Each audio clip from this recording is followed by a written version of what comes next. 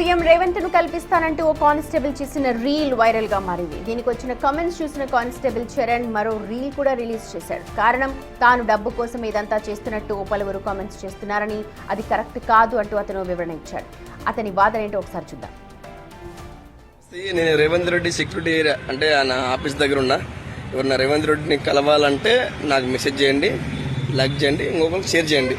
ఖచ్చితంగా కలవాలి, అవసరం ఉంది, మాకు ఈ సమస్య ఉంది అని కాంగ్రెస్ పార్టీ వాళ్ళైనా, టీఆర్ఎస్ పార్టీ అయినా, బీజేపీ పార్టీ అయినా, మన పార్టీ కాదు, అవసరానికి అన్నాన్ని రాకపోయినా తమ్ముడు నేనున్నాను అని వచ్చే వాళ్ళే మన వాళ్ళు. ఎవరైనా సరే, ఎవరైనా రేవంత్ రెడ్డి సార్ని కలవాలంటే నాకు మెసేజ్ చేయండి, షేర్ చేయండి, కాల్ చేయండి, ఖచ్చితంగా కల్పిస్తాం. చాలామంది బ్యాడ్ కామెంట్స్ పెట్టనన్నా, ఇప్పుడు నాకు ఈరోజు నాకు పెట్టిన రేపు మీకు కూడా పెడతారు, సరేనా?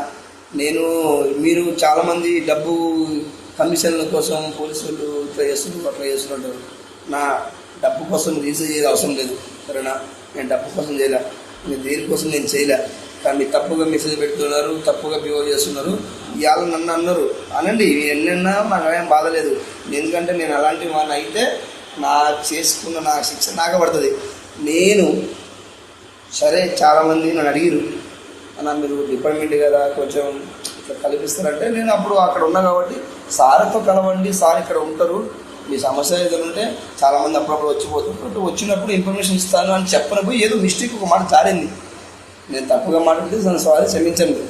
నేను తప్పుగా మాట్లాడితే ఏమొస్తుంది నాకేం అవసరం, నాకు కొన్ని బాధ్యతలు ఉన్నాయి, నేను మనిషిని అన్నా. మీరు తప్పుగా మాట్లాడితే